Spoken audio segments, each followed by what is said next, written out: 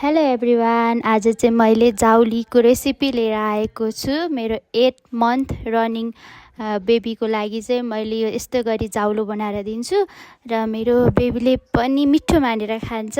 तर आज चाहिँ मैले यहाँ मासु पनि एड गरेको छु। आज चाहिँ फर्स्ट टाइम मासु दिन लागेको। यहाँ मैले गोलभेडा, फर्सी, गाजर, लसुन अनि अलिकति केराउ अनि पालुङ्गोको साग अनि चिकन चाहिँ मैले उसिनेर सानो पिस बनाएर राखेको छु। यसको चाहिँ जाउडी बनाउन लागेको छु।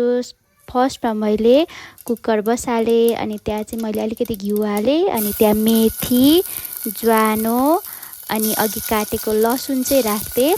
जाडो महिनामा चाहिँ मेथी, ज्वानो अनि लसुनले चाहिँ रुगाखोकी लागिरहेको छ भने पनि त्यसलाई रिलिफ गर्न, कन्स्टिपेसन रिलिफ गर्न चाहिँ हेल्प गर्छ अनि पेट पनि सफा बनाउँछ भन्ने चाहिँ मैले सुनेको थिएँ। अनि मैले यो घरमा भएको सबै भेजीहरू, क्यारोट अनि पम्किन, गाजर अनि फर्सी अनि यो उसिनेर सानो पिस बनाएर राखेको चिकन अनि ब्रोकली पनि छ अलिकति ब्रोकली अनि त्यसपछि यो मटरको साग, यिनीहरू सबै एड गरेर मैले चाहिँ अनि अघि नै घिउ हालेको त्यो सबैमा चाहिँ हालेँ। अनि मैले अघि नै यहाँ मुङ दाल र चामल पनि भिजाएर राखेको थिएँ जाउली बनाउने भनेर। अनि मैले त्यहाँ मुङ दाल अनि चामल हालेँ अनि अलिकति बेसार हालेँ।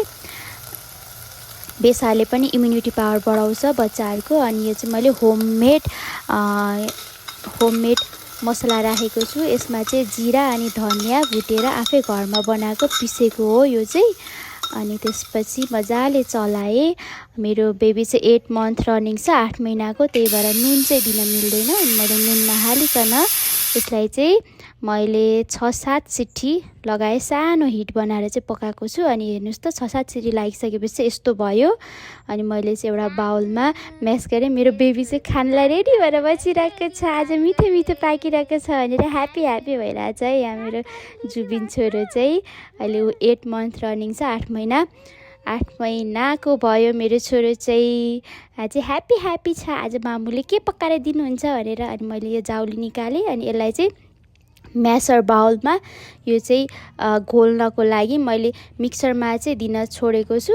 आजकल चाहिँ म्यास गरेर नै दिन थालेको छु। अनि म्यास गरेँ, एउटा हातले मोबाइल अर्को हातले यो गरिरहेको छु, राम्रोसँग भएको छैन। अनि यस्तो मजाले चाहिँ मेरो बेबीले खाएको छ मिठो मानेर। हेर्नुहोस् त कति मिठो मानेर।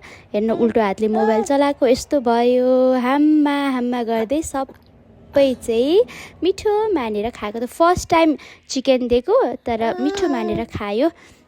अनि मेरो बाबुको चाहिँ जे खाँदा पनि हाम्मा गर्दै खाने बानी छ। हामीले फर्स्ट त्यो सानो बच्चा बेलादेखि नै हाम्मा गर्दै खुवाएर होला। अनि आजकल भोक लाग्यो भने पनि हाम्मा गर्छ अनि ग्यासै पछि हाम्मा गर्दै चाहिँ खान्छ। जे होस् मिट आफूले बनाएको कुरा बच्चाले खाइदियो भने चाहिँ कति धेरै खुसी लाग्ने। फर्स्ट टाइम चिकन इन्ट्रोड्युस गरेको, जाउलो त खान्थ्यो नै तर चिकन पनि मिठो मानेर खायो। अनि लास्ट ग्याससम्म ऊ हाम्मा नै गर्दै थियो। हेर्नुहोस् त सक्यो, अब त सक्यो। अनि मैले यो जाउलो चाहिँ दिउँसो 2 बजे 2:30 बजेतिर दिएको थिएँ। अनि उसलाई अब एकचोटि अझै बेलुकालाई पनि पुग्ने बाँकी थियो। अनि बेलुका पनि मैले बाबुलाई त्यही जाउलो तताएर दिएँ। अनि बेलुका पनि खाँदैन कि एउटै कुरा भएपछि त जस्तो लागिरहेको थियो। तर बेलुका पनि मिठो मानेर खायो।